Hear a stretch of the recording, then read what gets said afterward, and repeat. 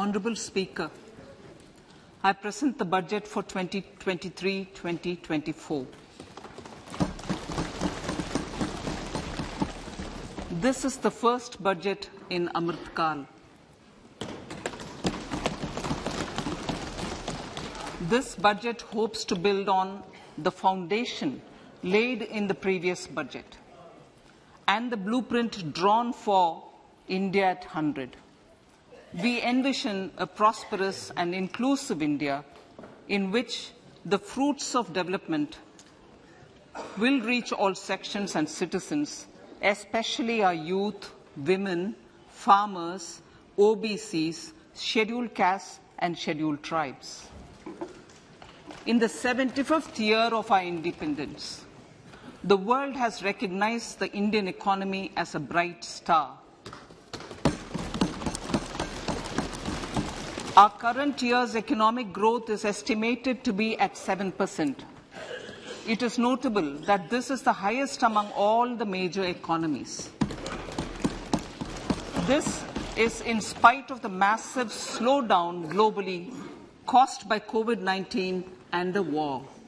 The Indian economy is therefore on the right track and despite a time of challenges, heading towards a bright future. Today, as Indians stand with their head held high and the world appreciates India's achievements and successes, we are sure that elders who had fought for India's independence will, with joy, bless us in our endeavours going forward as well. Our focus on wide-ranging reforms and sound policies implemented through Sabka Prayas, resulting in Jan Bhagidari and targeted support to those in need, helped us perform well in trying times. India's rising global profile is because of the several accomplishments: unique world-class digital public infrastructure, example, Aadhaar, CoWIN and UPI, COVID vaccination drive in unparalleled scale and speed, proactive role in frontier areas such as achieving the climate-related goals, Mission Life and National Hydrogen Mission.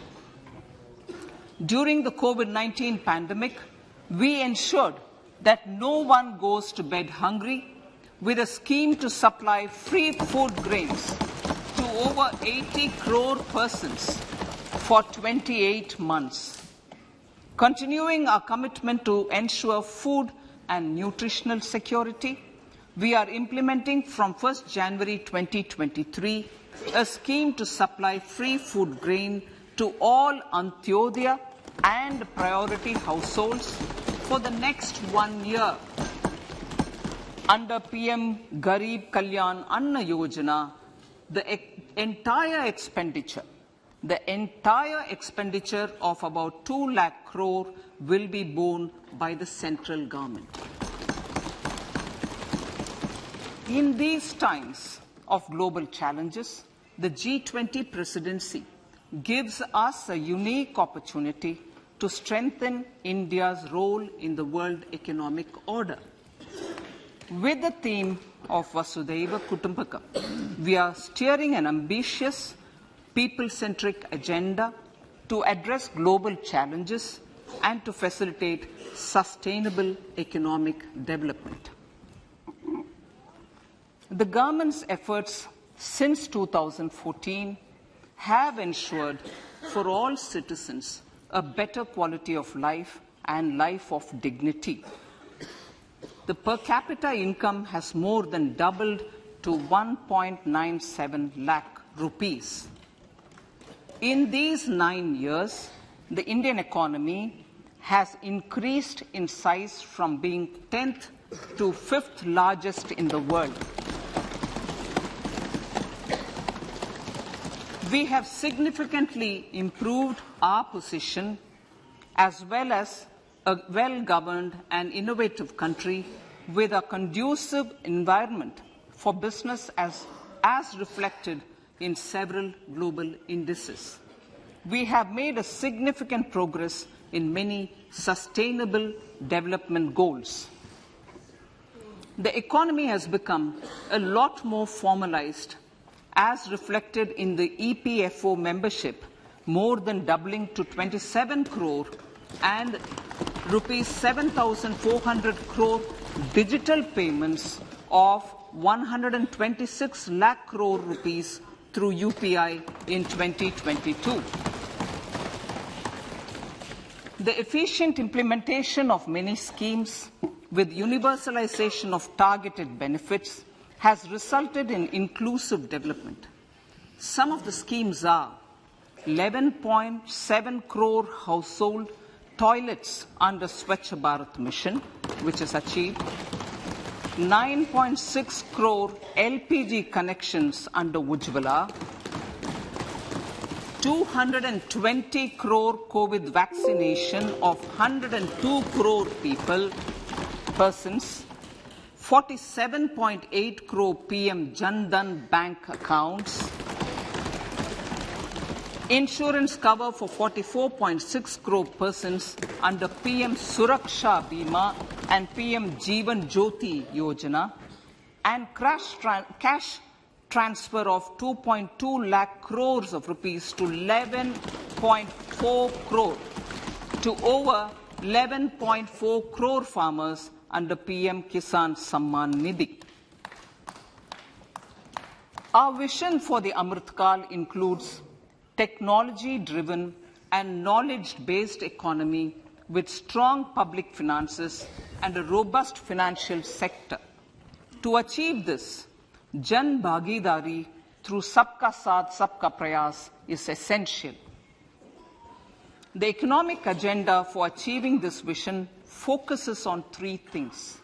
First, facilitating ample opportunities for citizens, especially the youth, to fulfill their aspirations. Second, providing strong impetus to growth and job creation. And third, strengthening macroeconomic stability.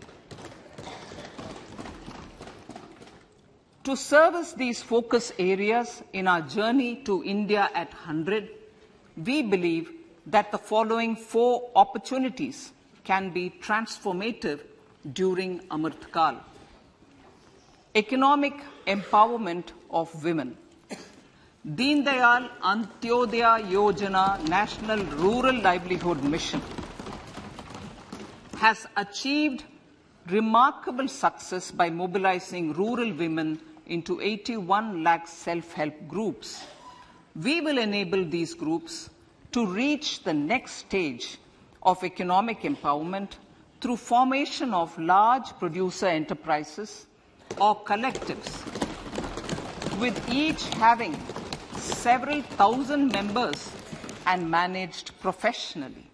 They will be helped with raw materials supply and for better design, quality, branding and marketing of their products. Through supporting these policies, they will be enabled to scale up their operations to serve the large consumer markets, as has been the case with the several startups growing into unicorns. PM Vishwakarma Kaushal Samman, PM Vikas. For centuries, traditional artisans and craftspeople who work with their hands using tools have brought renown for India. They are generally referred to as Vishwakarma. The art and the handicraft created by them represents the true spirit of Atmanirbhar Bharat. For the first time, a package of assistance for them has been conceptualized. The new scheme will enable them to improve the quality, scale, and reach of their products, integrating them with the MSME value chain. The components of this scheme will include not only financial support, but also access to advanced skill training, knowledge of modern digital techniques, and efficient green technologies, brand promotion, linkage with local and global markets, digital payments, and social security. This will greatly benefit the scheduled castes, scheduled tribes, OBCs, women, and people belonging to the weaker sections. Tourism. The country offers immense attraction for domestic as well as foreign tourists. There is a large potential to be tapped in tourism. The sector holds huge opportunities for jobs and entrepreneurship for youth in particular. Promotion of tourism will be taken up on mission mode with active participation of states, convergence of government programs, and public-private partnerships. Green growth. We are implementing many programs for green fuel, green energy, green farming, green mobility, green buildings, and green equipment, and policies for efficient use of energy across various economic sectors. These green growth efforts help in reducing carbon intensity of the economy and provides for large-scale green job opportunities.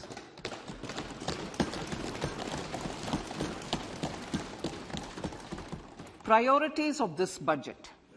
The budget adopts the following 7 priorities. They complement each other and act as the Saptarishi guiding us through the Amritkal.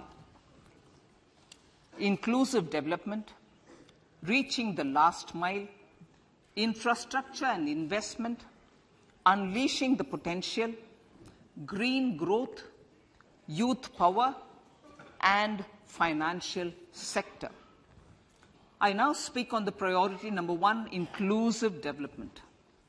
The government's philosophy of Sabka Saath, Sabka Vikas has facilitated inclusive development covering in specific farmers, women, youth, OBCs, scheduled castes, scheduled tribes, Divyangjan, and economically weaker sections, and overall priority for the underprivileged. Vanchiton ko variyata.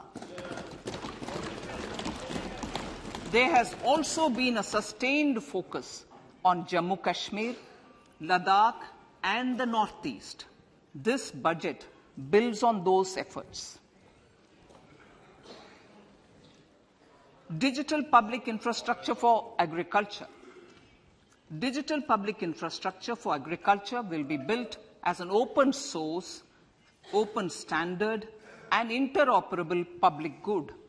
This will enable inclusive farmer-centric solutions through relevant information services for crop planning and health, improved access to farm inputs, credit and insurance, help for crop estimation, market intelligence, and support for growth of agri-tech industry and startups.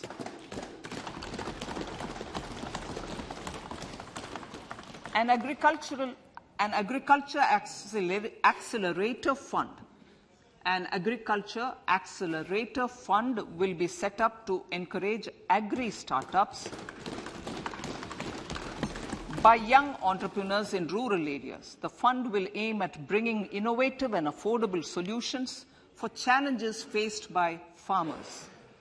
It will also bring in modern technologies to transform agricultural practices, increase productivity and profitability. To enhance the productivity of extra long staple cotton, we will adopt a cluster-based and value chain approach through public-private partnerships. This will mean collaboration between farmers, state, and industry for input supplies, extension services, and market linkages. We will launch an Atmanirbhar Clean Plant program to boost availability of disease-free, quality planting material for high-value horticultural crops at an outlay of 2,200 crores. Global hub for millets, which are Sri Anna. India is the forefront. India is at the forefront of popularizing millets, whose consumption furthers nutrition, food security, and welfare of farmers, said the Honorable Prime Minister. We are the largest producer and second largest exporter of Sri Anna in the world. We grow several types of Sri Anna, such as Sri Anna Jowar, Sri Anna Ragi, Sri Anna Bajra, Sri Anna Kutu, Ramdana, Kangni, Kutni, Kutki, Kodo, China, and Sama. These have a number of health benefits and have been an integral part of our food for centuries. I acknowledge with pride the huge service done by small farmers in contributing to the health of fellow citizens by growing these Sri Anna. Now, to make India a global hub for Sri Anna, the Indian Institute of Millet Research, ideally Indian Institute of the Sri Anna Research, Hyderabad, will be supported as the center of excellence for sharing best practices, research, and technologies at the international level. The agricultural credit target will be increased to 20 lakh crores with focus on animal husbandry, dairy, and fisheries. We will launch a new sub-scheme of PM Matsya Sampada Yojana, which is an existing scheme, but we'll launch a new sub-scheme with targeted investment of 6,000 crores to further enable activities of fishermen, fish vendors, and micro and small entrepreneurs, improve value chain efficiencies, and expand the market.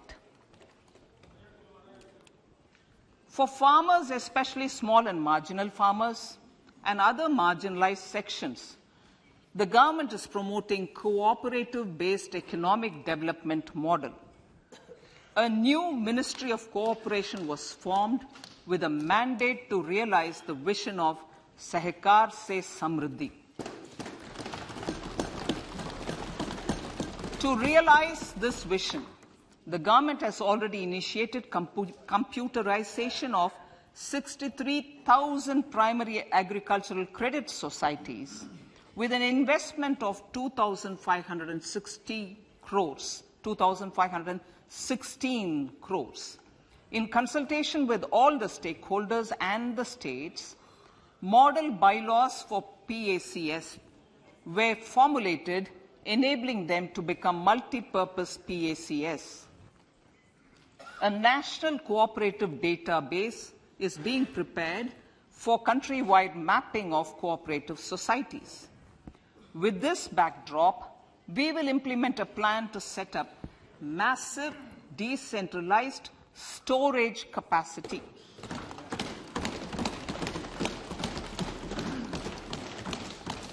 This will help farmers store their produce and realize remunerative prices through sale at appropriate times. The government will also facilitate setting up of a large number of multi-purpose cooperative societies, primary fishery societies, and dairy cooperative societies in uncovered panchayat and villages in the next 5 years.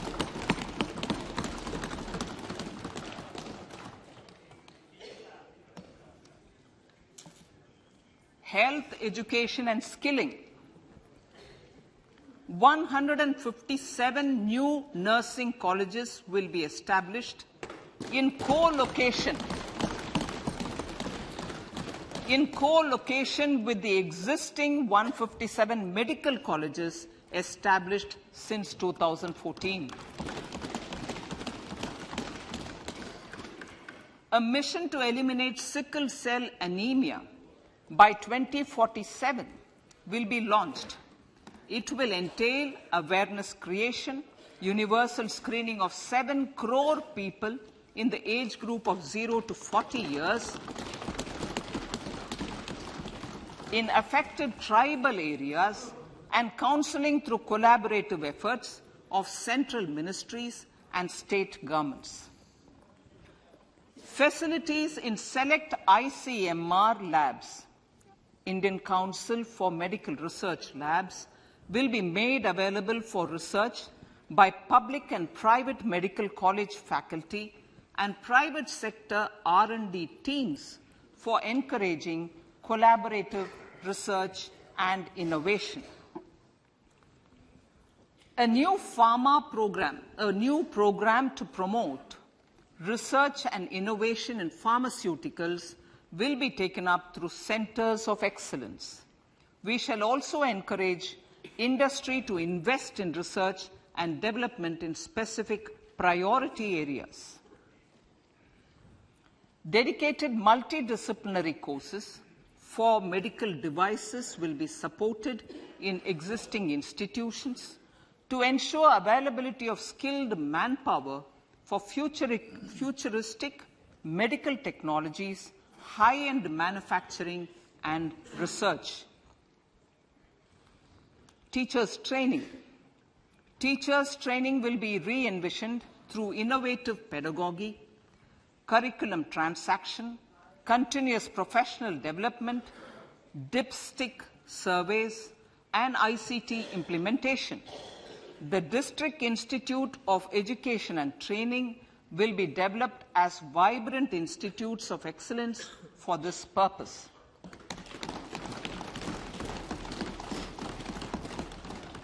National Digital Library for Children and Adolescents. A National Digital Library for Children and Adolescents will be set up for facilitating availability of quality books across geographies, languages, genres, and levels, and device-agnostic accessibility. States will be encouraged to set up physical libraries for them at panchayat and ward levels and provide infrastructure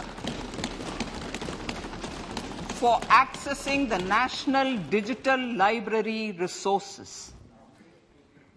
Additionally, to build a culture of reading and to make up for pandemic time learning loss, the National Book Trust, the Children's Book Trust, and other sources will be encouraged to provide and replenish non-curricular titles in regional languages and in English to these physical libraries.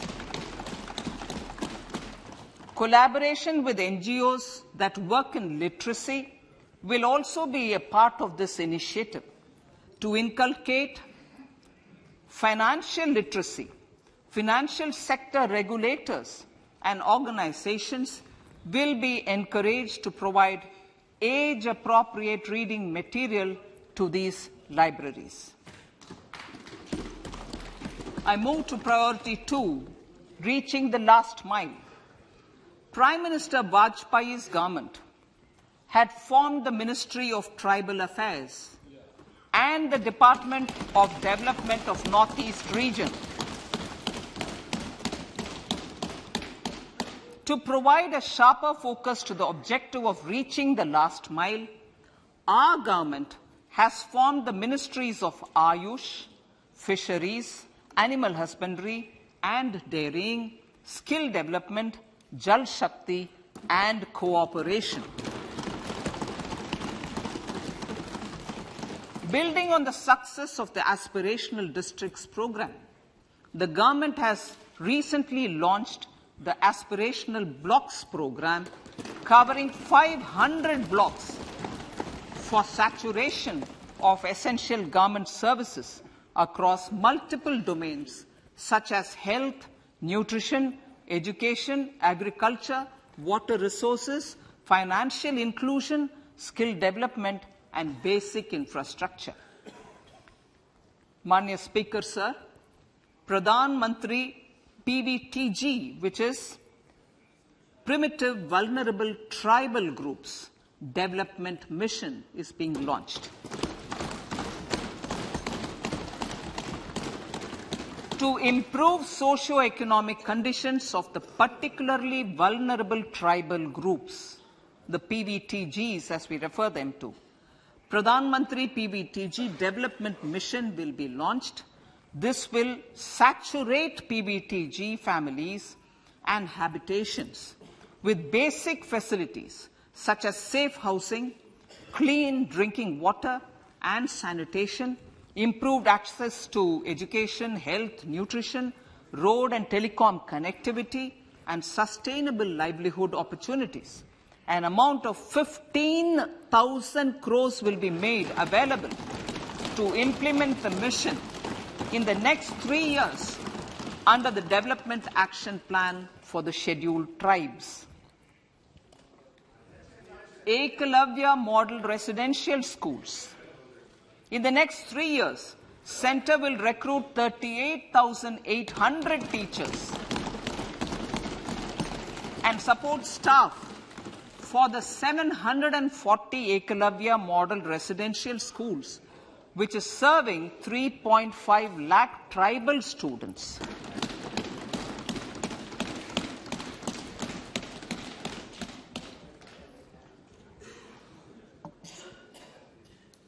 In the drought-prone central regions of Karnataka, central assistance of 5,300 crore will be given to Upper Bhadra project to provide sustainable micro-irrigation and filling up of surface tanks for drinking water. PM Awas Yojana. The outlay for PM Awas Yojana is being enhanced by 66% to over 79,000 crores. Bharat Shared Repository of Inscriptions will be set up in a digital epigraphy museum with digitization of 1 lakh ancient inscriptions in the first stage. Support for poor prisoners. For poor persons who are in prisons and unable to afford the penalty or the bail amount, required financial support will be provided.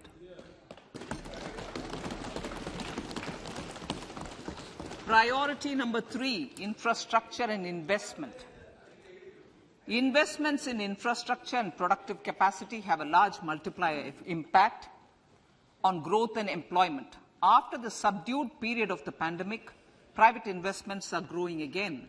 The budget takes the lead once again to ramp up the virtuous cycle of investment and job creation. Honorable Speaker, sir, the capital investment outlay is being increased steeply for the 3rd year in a row by 33% to 10 lakh crores, which would be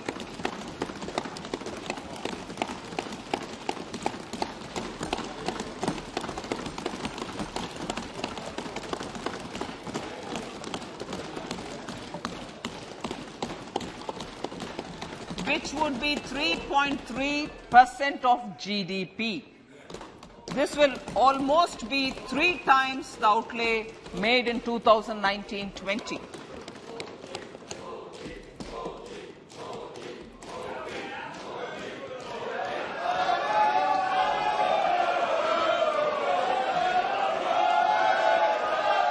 This substantial increase in recent years is central to the government's efforts to enhance growth potential and job creation, crowd in private investments, and provide a cushion against global headwinds. The direct capital investment by the centre is complemented by the provision made for creation of capital assets through grants and aids to state. The effective capital expenditure of the centre is budgeted at 13.7 lakh crore rupees, which will be 4.5% of GDP. Support to state governments for capital investment. I have decided to continue the 50-year interest-free loan to state governments for 1 more year to spur investment in infrastructure and to incentivize them for complementary policies actions with a significantly enhanced outlay of 1.3 lakh crores.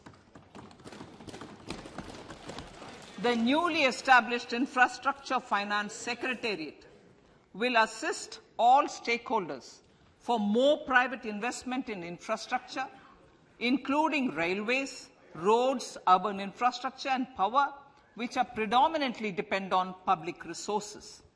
The harmonized master list of infrastructure will be reviewed by an expert committee for recommending the classification and financing framework suitable for Amrit Kal. A capital outlay, I'm talking about railways now, sir, Honorable Speaker, railways.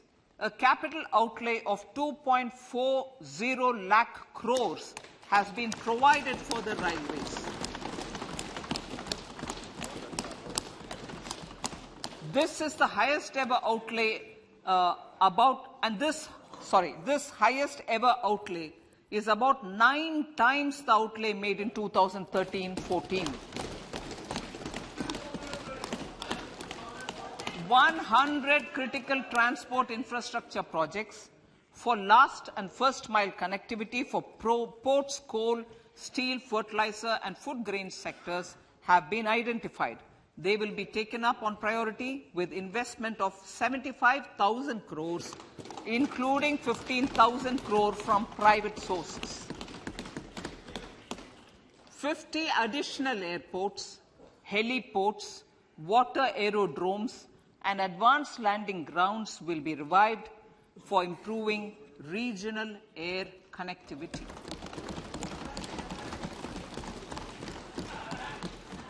Sustainable cities for tomorrow.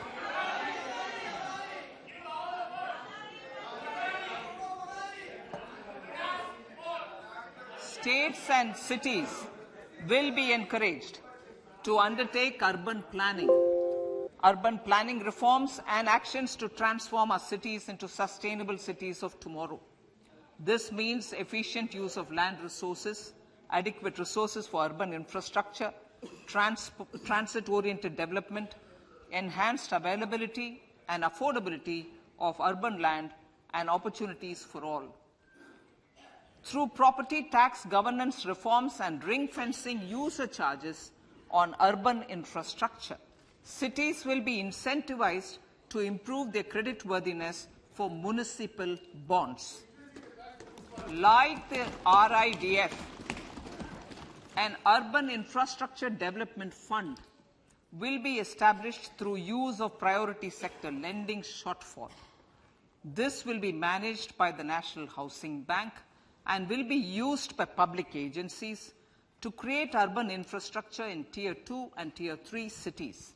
States will be encouraged to leverage resources from the grants of the 15th Finance Commission as well as existing schemes to adopt appropriate user charges while accessing the UIDF. We expect to make available 10,000 crore rupees per annum for this purpose.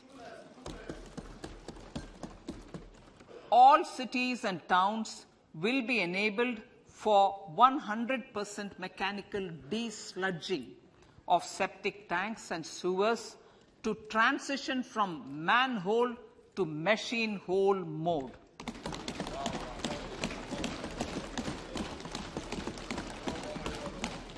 Enhanced focus will be provided for scientific management of dry and wet waste. Honorable Speaker, sir, our Prime Minister had said, good governance is the key to a nation's progress. Our government is committed to providing a transparent and accountable administration which works for the betterment and welfare of common citizens. Mission Karma Yogi. Under Mission Karma Yogi, centre, states and the union territories are making and implementing capacity building plans for civil servants.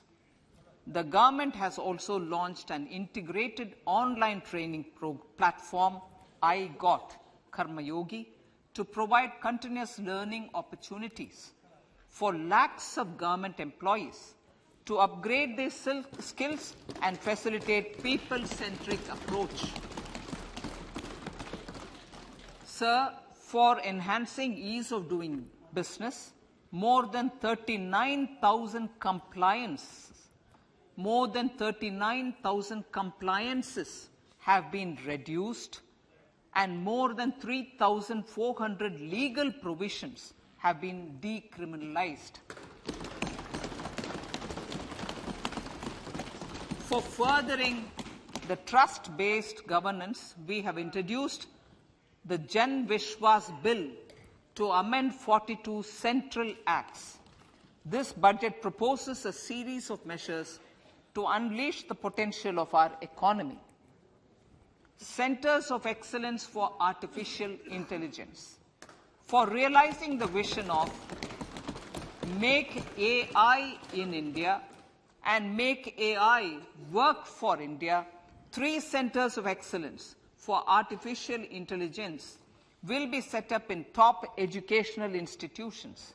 Leading industry players will partner in conducting interdisciplinary research, develop cutting-edge applications, and scalable problem solutions in the areas of agriculture, health, and sustainable cities.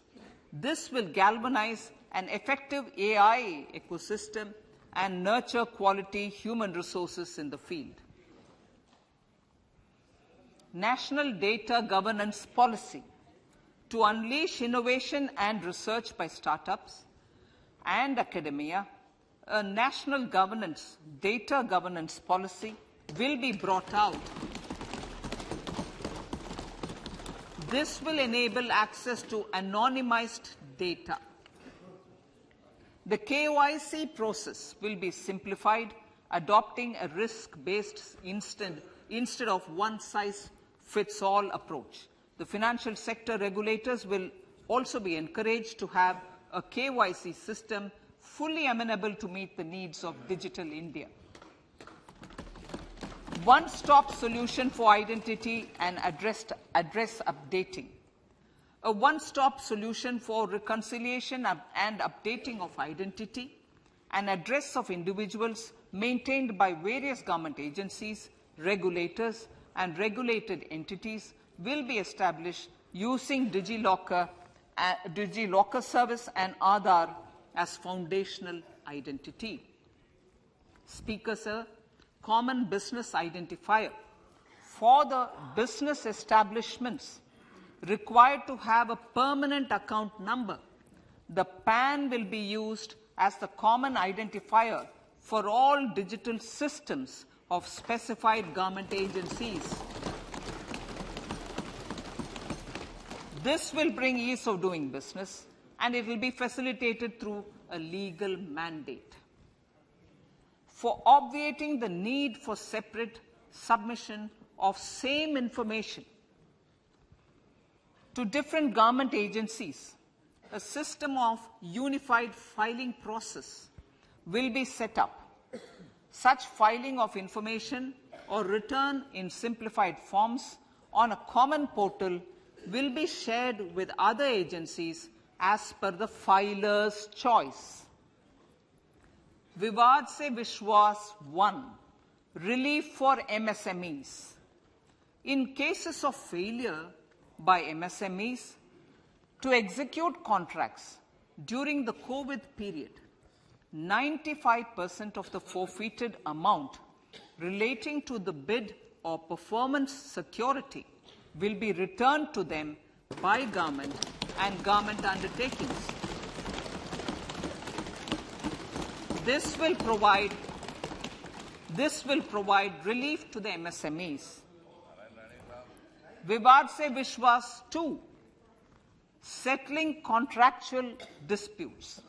To settle contractual disputes of government and government undertakings, wherein arbitral award is under challenge in a court, a voluntary settlement scheme with standardized terms will be introduced.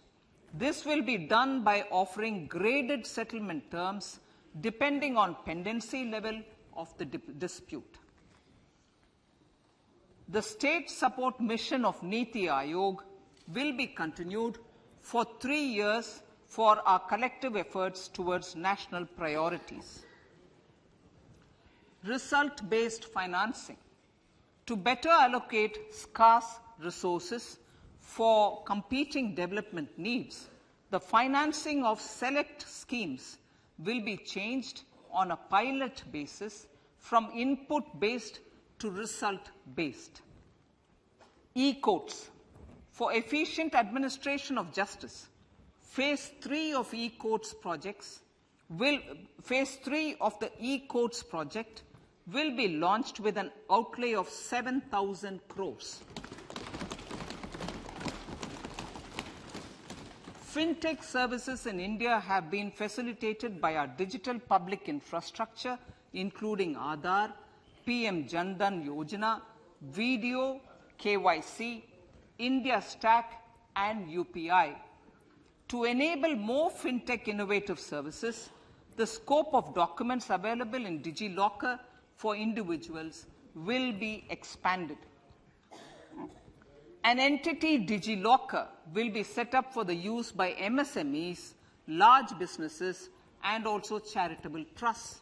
This will be towards storing and sharing documents online securely whenever needed with various authorities, regulators, banks, and other business entities.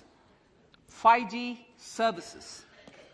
100 labs for developing applications using 5G services will be set up in engineering institutions.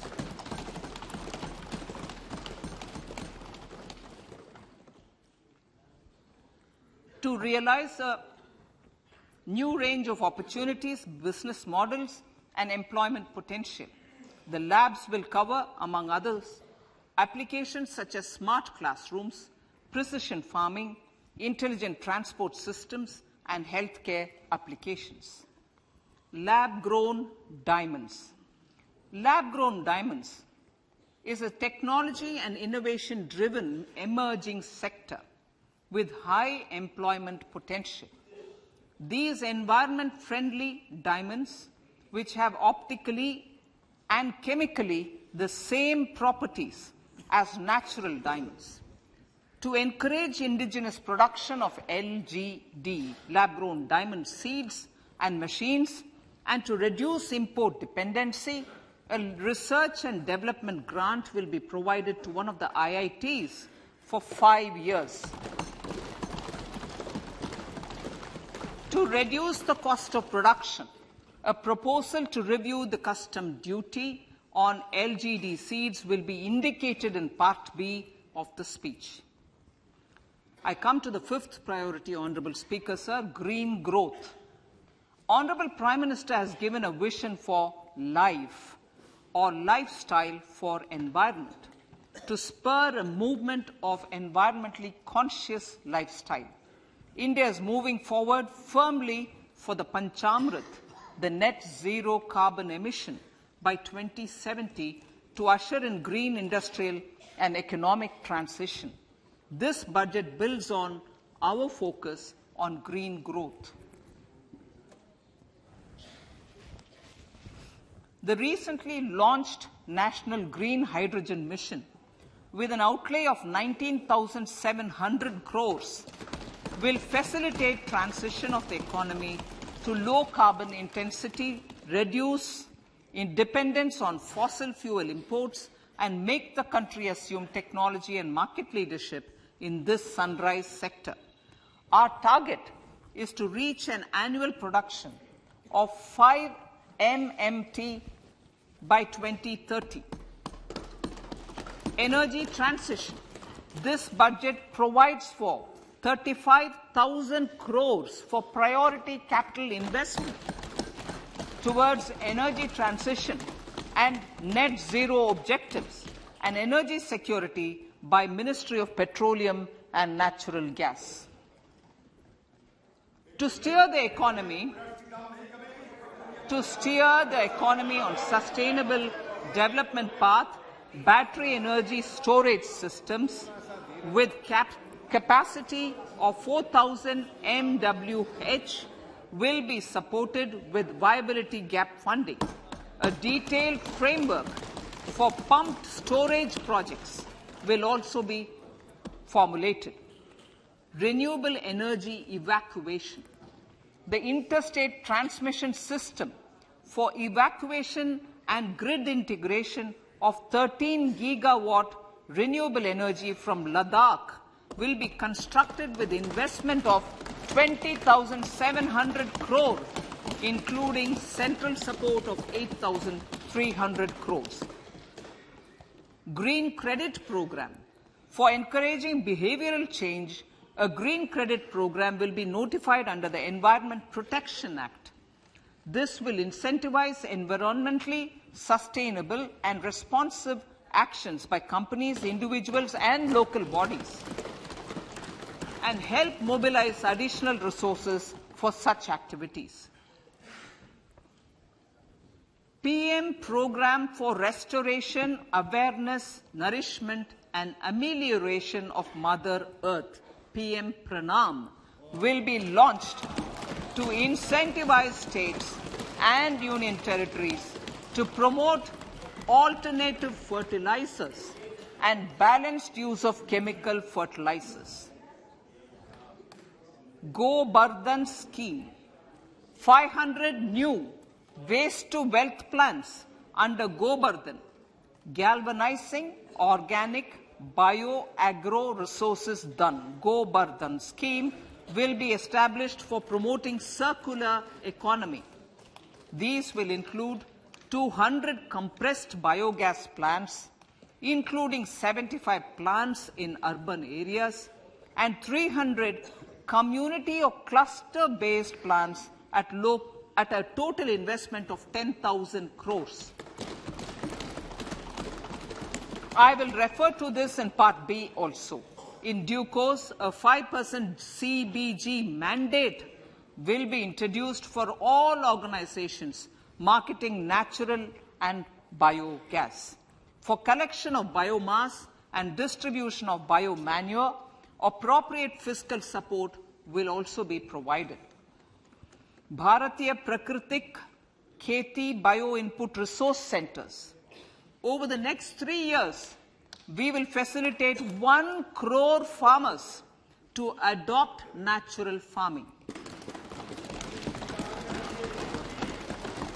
For this, Honorable Speaker, 10,000 bio-input resource centers will be set up, creating a national-level distributed micro-fertilizer and pesticide manufacturing network. Mishti.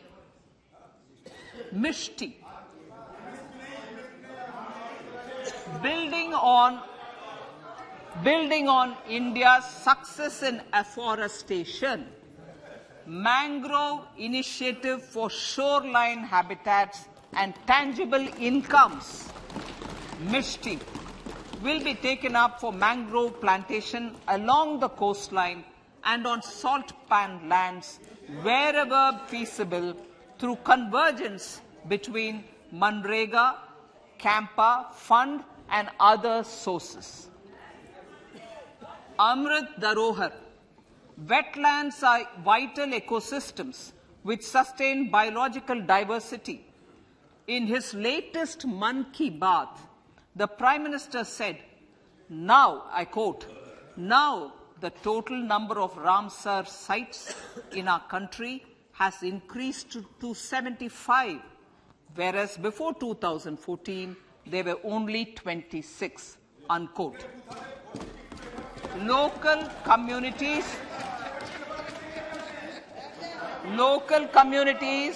have always been at the forefront of conservation efforts. The government will promote their unique conservation values through Amrit Dharohar, a scheme that will be implemented over the next 3 years to encourage optimal use of wetlands and enhance biodiversity, carbon stock, ecotourism opportunities, and income generation for local communities.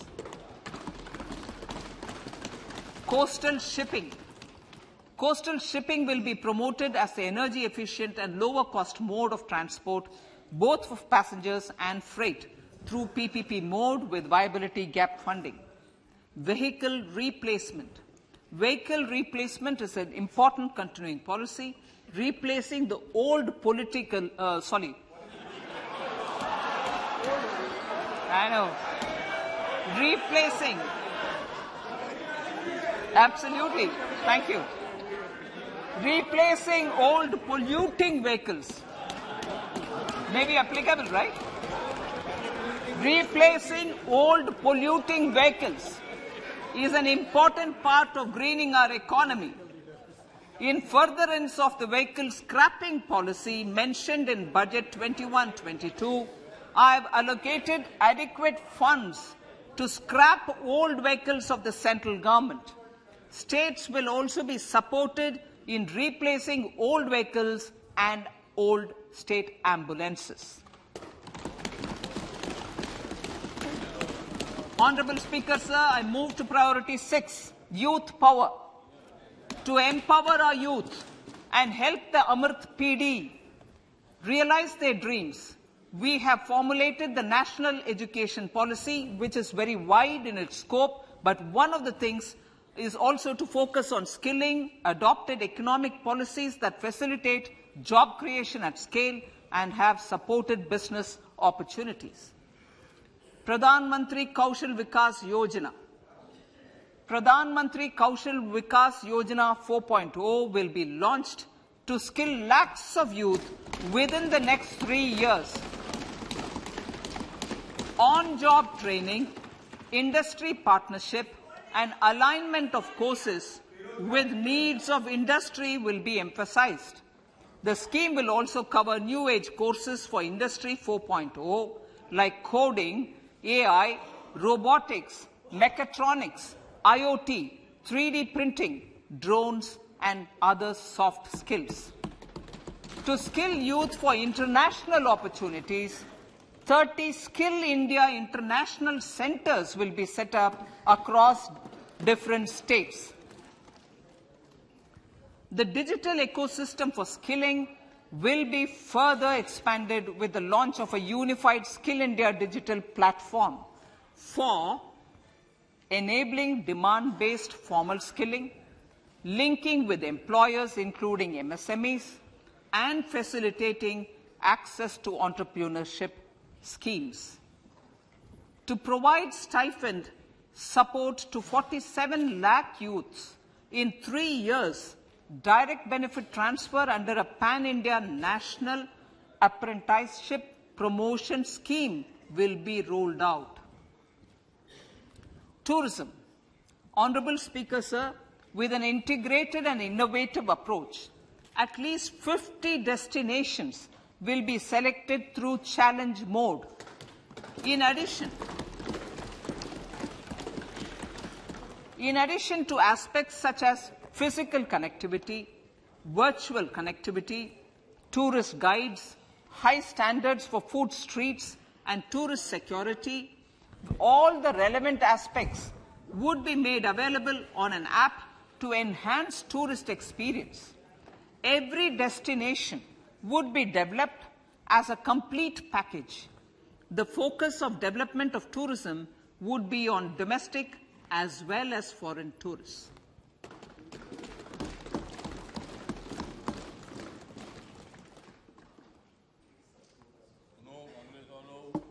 Sector-specific skilling and entrepreneurship development will be dovetailed to achieve the objectives of Dekho Apna Desh initiative. This was launched as an appeal by the Honourable Prime Minister to the middle class to prefer domestic tourism over international tourism. The integrated development of theme-based tourist circuits, the Swadesh Darshan scheme, was also launched. Under the Vibrant Villages program, tourism infrastructure and amenities will be facilitated in border villages. Unity Mall. States will be encouraged to set up a Unity Mall in their state capital or most prominent tourism center or the financial capital for promotion and sale of their one district, one product and GI products and other handicraft products, and for providing space for such products of all other states as well. Sir, priority number 7, Financial sector. Our reforms in the financial sector and innovative use of technology have led to financial inclusion at scale, better and faster service delivery, ease of access to credit, and participation in financial markets. This budget proposes to further these measures. Credit guarantee for MSMEs. Last year, I proposed revamping of the credit guarantee scheme for the MSMEs. I am happy to announce that the revamped scheme will take effect from 1st April 2023 through infusion of 9,000 crores in the corpus.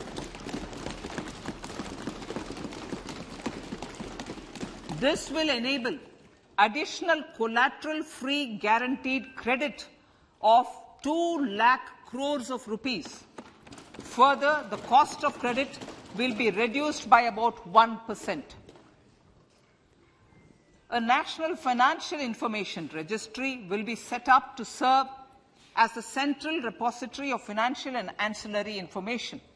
This will facilitate efficient flow of credit, promote financial inclusion, and foster financial stability.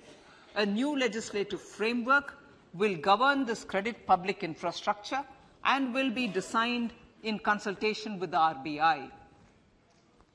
To meet the needs of Amrit Kal and to facilitate optimum regulation in the financial sector, public consultation, as necessary and feasible, will be brought to the process of regulation making and issuing subsidiary directions.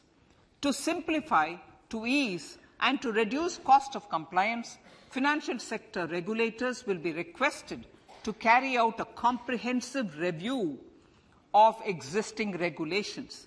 For this, they will consider suggestions from public and regulated entities. Time limits to decide the application under various regulations will also be laid down. Honourable Speaker, sir, to enhance business activities in GIFT IFSC, the following measures will be taken. Delegating powers under the SEZ Act to the IFSCA to avoid dual regulation.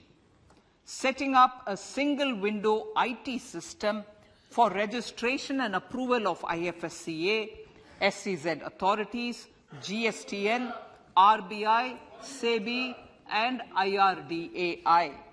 Permitting acquisition financing by IFSC banking units of foreign banks. Establishing a subsidiary of Exim Bank for trade refinancing. Amending IFSCA Act for statutory provisions for arbitration, ancillary services, and avoiding dual regulation under the SEZ Act, and recognizing offshore derivative instruments as valid contracts. Honourable Speaker, sir, data embassy. For countries looking for digital continuity solutions, we will facilitate setting up of their data embassies in GIFT IFSC.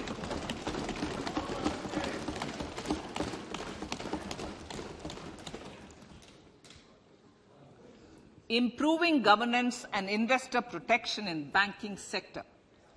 To improve bank governance and enhance investors' protection, certain amendments to the Banking Regulation Act, the Banking Companies Act, and the Reserve Bank of India Act are being proposed. Capacity building in securities market. Honourable Speaker, sir, to build capacity of functionaries and professionals in the securities market, SEBI will be empowered to develop, regulate, maintain, and enforce norms and standards for education in the National Institute of Securities Markets and to recognize award of degrees, diplomas, and certificates. A central processing center will be set up for faster response to companies through centralized handling of various forms filed with field officers under the Companies Act. reclaiming of shares and dividends. For investors to reclaim unclaimed shares and unpaid dividends from the Investor Education and Protection Fund Authority with ease, from the Investor Education and Protection Fund Authority with ease, an integrated IT portal will be established. Digital payments continue to find wide acceptance. In 2022, they show an increase of 76% in transaction and 91% in value. Fiscal support for this digital public infrastructure will continue in 2023-2024. Azadi ka Amrit Mahotsav, Mahila Samman Bachat Patra. For commemorating Azadi ka Amrit Mahotsav, a one-time new small savings scheme, Mahila Samman Savings Patra or Savings Certificate, Mahila Samman Savings Certificate will be made available for a 2-year period up to March 2025. This will offer deposit facility up to 2 lakh in the name of a woman or girls for a tenure of 2 years at fixed interest rate of 7.5% with partial withdrawal option. Senior citizens. The maximum deposit limit for senior citizens savings scheme will be enhanced from 15 lakh to 30 lakhs of rupees. The maximum deposit limit for monthly income account scheme will be enhanced from 4.5 lakh to 9 lakh for single account and from 9 lakh to 15 lakh for joint account. Honorable Speaker, sir, fiscal management. 50 years interest-free loan to states. The entire 50-year loan to states has to be spent on capital expenditure within 2023-24. Most of this will be at the discretion of the states, but a part will be conditional on states increasing their actual capital expenditure. Parts of the outlay will also be linked to or allocated for the following purposes: scrapping old government vehicles, urban planning reforms and actions, financing reforms in urban local bodies to make them creditworthy for municipal bonds, housing for police personnel above or as part of the police station, constructing unity malls, children and adolescent libraries and digital infrastructure, and state share of capital expenditure of central schemes. Honorable Speaker, sir, fiscal deficit of states.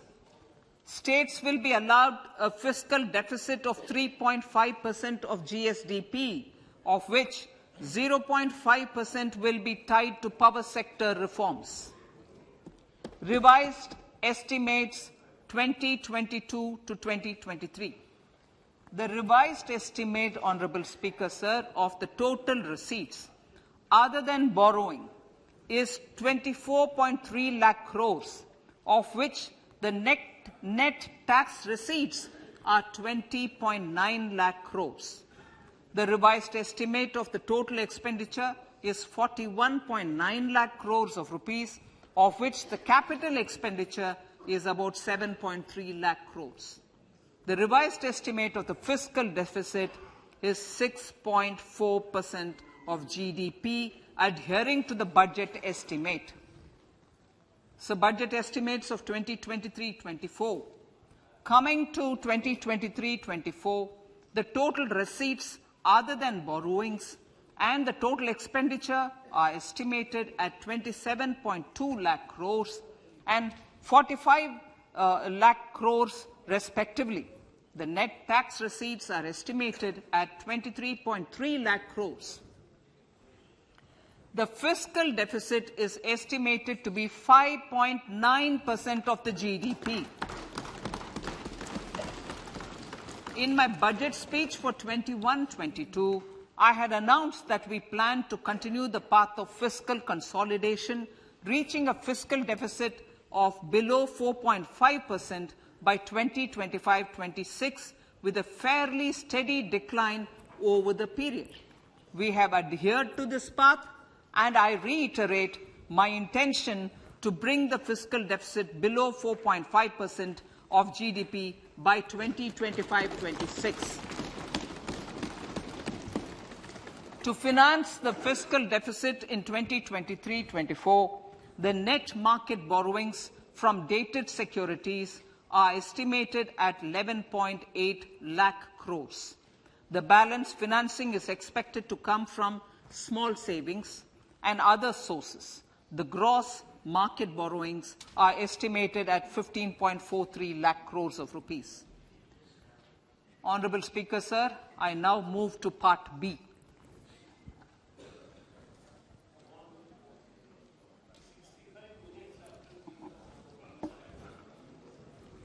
Indirect taxes. My indirect tax proposals will aim to promote exports, boost domestic manufacturing, enhance domestic value addition, encourage green energy and mobility. A simplified tax structure with fewer tax rates helps in reducing compliance burden and improving tax administration. I propose to reduce the number of basic customs duty rates on goods other than textiles and agriculture from 21 to 13. As a result, there are minor changes in the basic custom duties, cesses and surcharges on some items including toys, bicycle, automobiles and naphtha. Green mobility. To avoid cascading of taxes on blended compressed natural gas, I propose to exempt excise duty on GST paid compressed biogas contained in it. To further provide impetus to green mobility, customs duty exemptions is being extended to import of capital goods and machinery required for manufacture of lithium-ion cells for batteries used in electrical vehicles as well. Electronics. As a result of various initiatives of the government, including phased manufacturing program, mobile phone production in India has increased from 5.8 crore units valued at about 18,900 crore in 2014-15 to 31 crore units valued at 2,75,000 crore in the last financial year. To further deepen domestic value addition in manufacturing of mobile phones, I propose to provide relief to customs duty. I propose to provide relief in customs duty on import of certain parts and inputs like camera lens, and continue the concessional duty on lithium-ion cells for batteries for another year. Similarly, to promote value addition in manufacture of televisions, I propose to reduce the basic customs duty on parts of open cells of TV panels to 2.5%. Electrical. To rectify inversion of duty structure and encourage manufacturing of electric kitchen chimneys, the basic custom duty on electric kitchen chimney is being increased from 7.5% to 15%, and that on heat coils for these is proposed to be reduced from 20% to 15%. Chemicals and petrochemicals.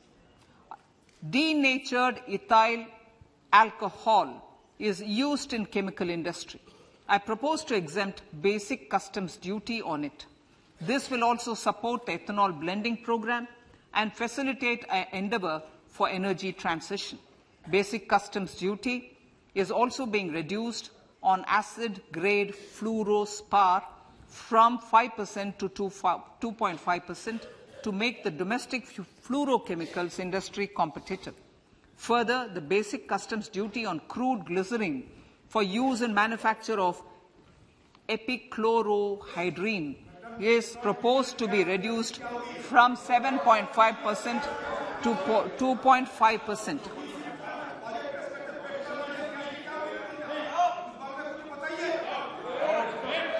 Marine products.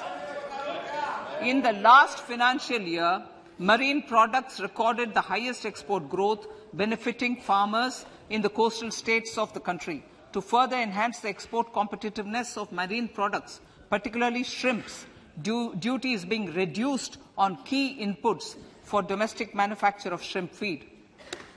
India is a global leader, as I said in Part A, in cutting and polishing of natural diamonds, contributing about 3/4 of the global turnover by value. With the depletion of deposits of natural diamonds, the industry is moving towards lab-grown diamonds, and it holds huge promise. To seize this opportunity, I propose to reduce the basic customs duty on seeds used in their manufacture. Customs duties on doré and bars of gold and platinum were increased earlier this fiscal. I propose to increase the duties on articles made therefrom to enhance the duty differential. I also propose to increase the import duty on silver doors, bars and articles to align them with that on gold and platinum. To facilitate availability of raw materials for the steel sector, exemptions from basic custom duty on raw materials for manufacture of CRGO steel, ferrous scrap and nickel cathode is being continued. Similarly, the concessional BCD of 2.5% on copper scrap is also being continued to ensure the availability of raw materials for secondary copper producers who are mainly in the MSME sectors. Compounded rubber. The basic custom duty rate on compounded rubber is being increased from 10% to 25% or 30 kg, whichever is lower, at par with that of natural rubber other than latex, to curb circumvention of duty. Cigarettes. National calamity contingent duty on specified cigarettes was last revised 3 years ago. This is proposed to be revised upwards by about 16%. Direct taxes. I now come to my direct tax proposals. Honourable Speaker, these proposals aim to maintain continuity and stability of taxation, further simplify and rationalize various provisions to reduce the compliance burden, promote the entrepreneurial spirit, and provide tax relief to citizens. It has been constant endeavour of the Income Tax Department to improve taxpayers' services by making compliance easy and smooth. Our taxpayers portal received a maximum of 72 lakh returns in a day, processed more than 6.5 crore returns this year. Average processing period reduced from 93 days in financial year 13-14 to 16 days only now.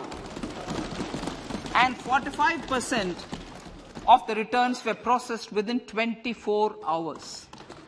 We intend to further improve this, roll out the next generation common IT return form for taxpayer convenience, and also plan to strengthen the grievance redressal mechanism. MSMEs and professionals. MSMEs are growth engines of our economy. Micro enterprises with turnover up to 2 crore of rupees and certain professionals with turnover of up to 50 lakh rupees can avail the benefit of presumptive taxation. I propose to provide enhanced limits of 3 crore and 75 lakh respectively to the taxpayers whose cash receipts are no more than 5%. Whose cash receipts are no more than 5%. Moreover, to support MSMEs in timely receipt of payments, I propose to allow deduction for expenditure incurred on payments made to them only when payment is actually made. Cooperation. Cooperation is a value to be cherished. In realizing our Prime Minister's goal for Sehkar Se Samriddhi and his resolve to connect the spirit of cooperation with the spirit of Amrit Kal, In addition to the measures proposed in Part A, I have a slew of proposals for the cooperation sector. First, new cooperatives that commence manufacturing activities till 2024, 31st March, shall get the benefit of a lower tax rate of 15%, as is presently available to new manufacturing companies. Secondly, I propose to provide an opportunity to sugar cooperatives to claim payments made to sugarcane farmers for the period prior to the assessment year 2016-17 as expenditure. This is expected to provide them a relief of almost 10,000 crores. Thirdly, I am providing a higher limit of 2 lakh per member for cash deposits to loans in cash by primary agricultural cooperative societies and primary cooperative agriculture and rural development banks. I repeat that.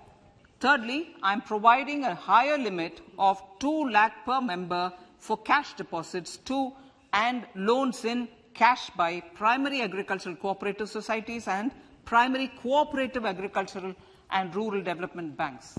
Similarly, a higher limit of 3 crore for TDS on cash withdrawal is being provided to cooperative societies. Startups.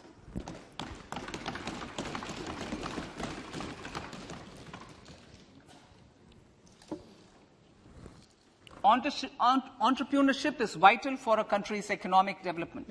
We have taken a number of measures for startups and they have borne results.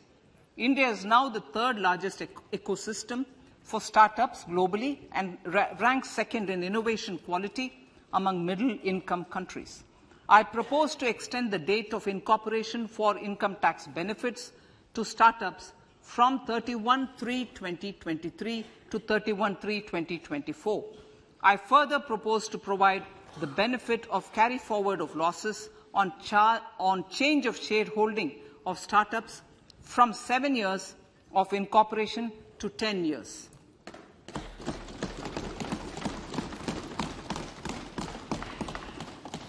To reduce the pendency of appeals at commissioner level, I propose to deploy about 100 joint commissioners for disposal of small appeals. We shall also be more selective in taking up cases for scrutiny of returns already received this year. Better targeting of tax concessions.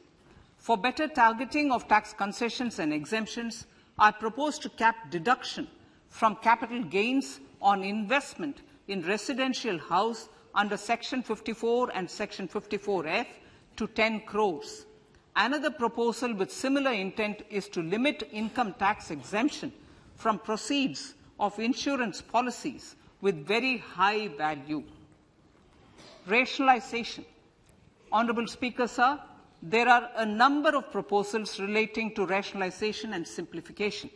Income of authorities, boards and commissions set up by statutes of union or state for the purpose of housing, development of cities, towns and villages, and regulating and developing an activity or matter is proposed to be exempted from income tax. Other major measures in this direction are removing the minimum threshold of 10,000 for TDS and clarifying taxability relating to online gaming, not treating conversion of gold into electronic gold receipts and vice versa as capital gains, reducing the TDS rate from 30% to 20% on taxable portion of EPF withdrawals in non-PAN cases, and taxation on income for market-linked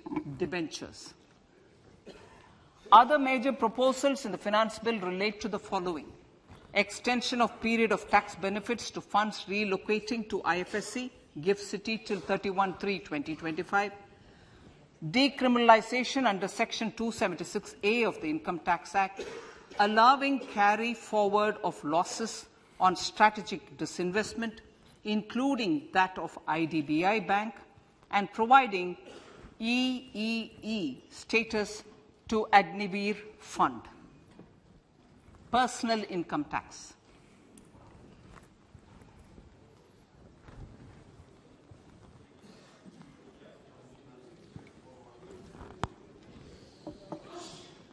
Now I come to what everyone is waiting for. Personal income tax. I have 5 major announcements to make in this regard. These primarily benefit our hard-working middle class.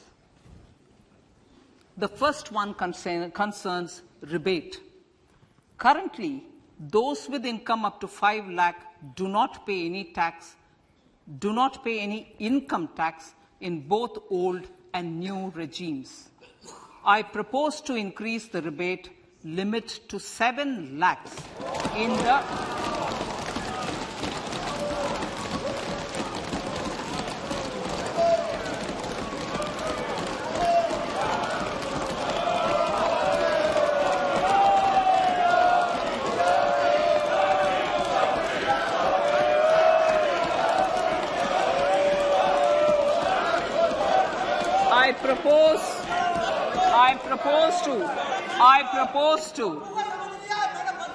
I propose to increase the rebate limit to 7 lakh in the new tax regime.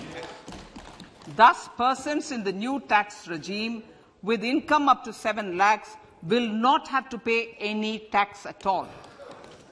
The second proposal relates to middle-class individuals.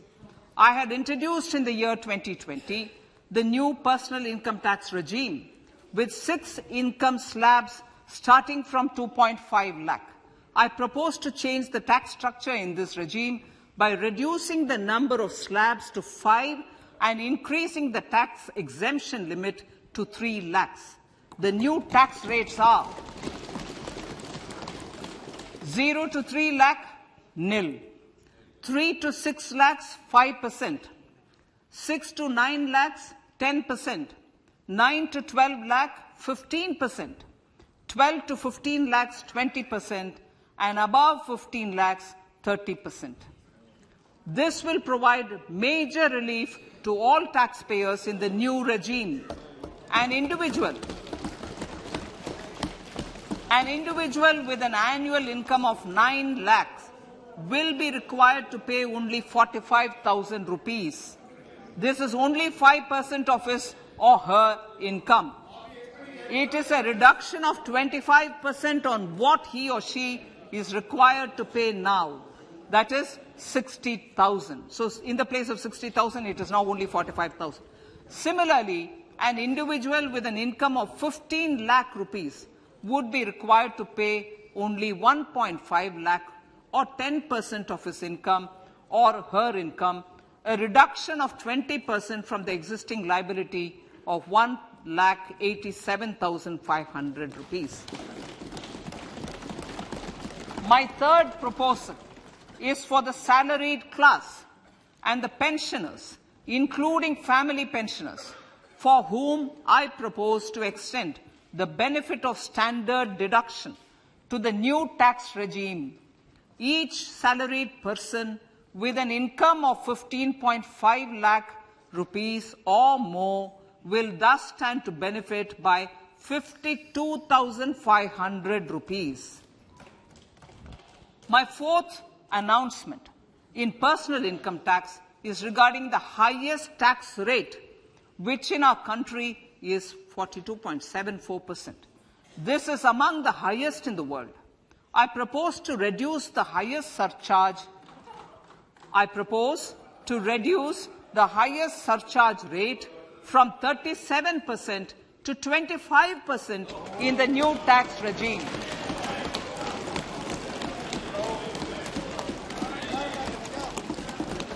This would result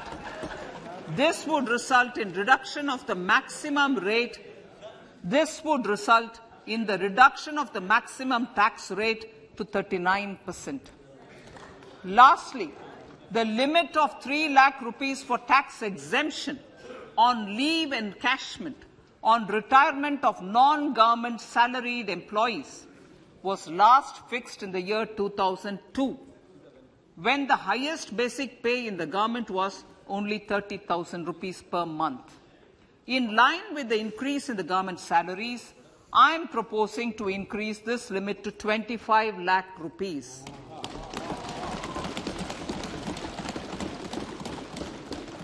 We are also making the new income tax regime as the default tax regime. However, citizens will continue to have the option to avail the benefit of the old tax regime. Apart from these, I am also making some other changes as given in the annexure. As a result of these proposals, revenue of about 38,000 crore to 37,000 crore in direct taxes and rupees 1,000 crore in indirect taxes will be foregone, while revenue of about 3,000 crore will be additionally mobilized. Thus, the total revenue foregone is about 35,000 crores annually.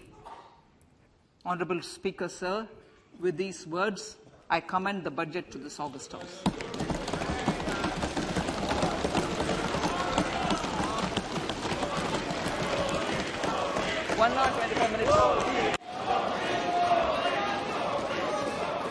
Item number